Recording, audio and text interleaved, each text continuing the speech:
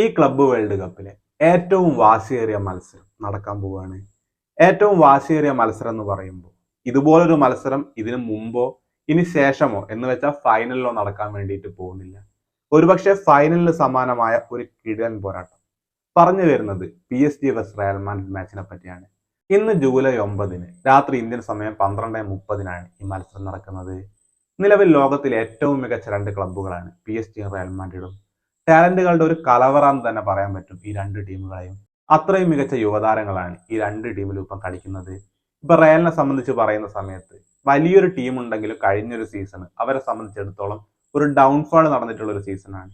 അതിന് തൊട്ടു മുമ്പത്തെ സീസണിൽ വലിയ വിജയങ്ങൾ നേടുന്നു, ലാലിഗ ജയിക്കുന്നു, അതുപോലെ തന്നെ ചാമ്പ്യൻസ് ലീഗ് ജയിക്കുന്നു. അങ്ങനെ വന്നൊരു സ്ഥലത്ത് നിന്ന് പെട്ടെന്ന് താഴേക്ക് വീഴാണ്. ലാലിഗ നഷ്ടപ്പെട്ടു, ചാമ്പ്യൻസ് ലീഗ് നഷ്ടപ്പെട്ടു. പക്ഷെ അവരുടെ ടീം എന്ന് പറയുന്നത് അപ്പോഴും മികച്ച, ലോകത്തിലെ ഏറ്റവും മികച്ച ഒരു ടീം തന്നെയായിരുന്നു. PSG സംബന്ധിച്ചിടത്തോളം ഇതിന് നേരെ തിരിച്ചായിരുന്നു. അവർ വലിയ വലിയ വിജയങ്ങൾ നേടിയെടുത്ത ഒരു സീസണാണ് കഴിഞ്ഞു പോയത്.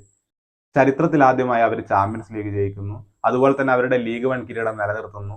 ഇങ്ങനെ ഒട്ടേറെ വലിയ വിജയങ്ങൾ സ്വന്തമാക്കിയ ഒരു സീസണായിരുന്നു PSG-യുടേത്. PSG-യും റയലും നേർക്കുനേർ വരുന്ന സമയത്ത് എല്ലാവരും വലിയ ആകാംക്ഷയോടെ ഉറ്റുനോക്കുന്ന ഒരാളാണ് കിലിയൻ എംബാപ്പെ. എംബാപ്പെ മുമ്പ് കളിച്ചിട്ടുള്ള ടീമാണ് PSG എന്ന് നമുക്കൊക്കെ അറിയാം.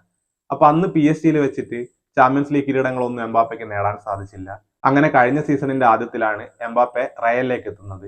എംബാപ്പെ റയലിലേക്ക് എത്തിയ ഒരു സമയത്ത് താരം നല്ല പ്രകടനമാണ് റയലിൽ കാഴ്ചവെച്ചത്. പക്ഷേ റയലിന്റെ പ്രകടനം ഒരു ടീം എന്ന നിലയ്ക്ക് താഴേക്ക് പോവുകയും PSG ആവട്ടെ അവർ ചരിത്രത്തിൽ ആദ്യമായി അവരുടെ ചാമ്പ്യൻസ് ലീഗ് കിരീടമൊക്കെ നേടുന്ന ഒരു സ്ഥിതിയൊക്കെ ഉണ്ടായി.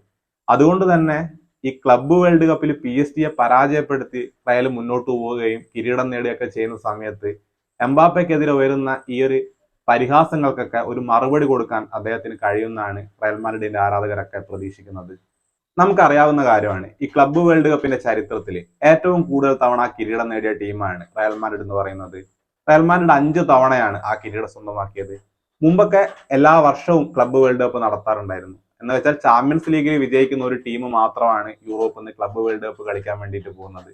ഇപ്പൊ ഈ കുറിയാണ് ഇതിനൊക്കെ ഒരു മാറ്റം വരുത്തി ഒരുപാട് ടീമുകളെ പങ്കെടുപ്പിച്ച് 32 ടീമുകൾ എന്ന നിലയ്ക്കൊക്കെ ഈ ടൂർണമെന്റ് സംഘടിപ്പിക്കുന്നത്.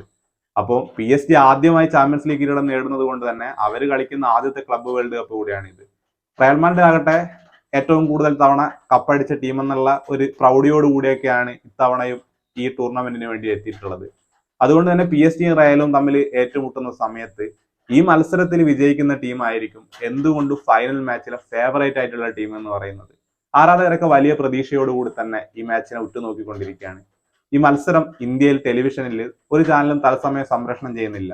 പിന്നെ ഈ മത്സരം കാണാനുള്ള മറ്റു മാർഗം എന്ന് പറയുന്നത് ഗ്ലോബലി ഇതിന്റെ ടെലികാസ്റ്റ് റൈറ്റ് കിട്ടിയിട്ടുള്ളത് DAZ നെറ്റ്വർക്കിനാണ്. അവരുടെ ആപ്പ് വഴിയോ അല്ലെങ്കിൽ അവരുടെ സൈറ്റ് വഴിയൊക്കെ നമുക്ക് ഈ മാച്ച് കാണാൻ കഴിയും. ഈ മത്സരം കാണാനുള്ള മറ്റു മാർഗങ്ങൾ അറിയുന്നതിന് വേണ്ടി താഴെ കൊടുത്തിട്ടുള്ള നമ്മുടെ ടെലഗ്രാം ഗ്രൂപ്പിൽ മറക്കാതെ ജോയിൻ ചെയ്യൂ. അപ്പൊ ഇത്രയും കാര്യങ്ങളാണ് ഈ മാച്ചിനെ പറ്റി പറയാനുള്ളത്. ഇപ്പൊ എന്തായാലും ഒരു ശക്തിയായിട്ടുള്ള ഒരു മത്സരം തന്നെ എല്ലാവരും പ്രതീക്ഷിക്കുന്നുണ്ട്.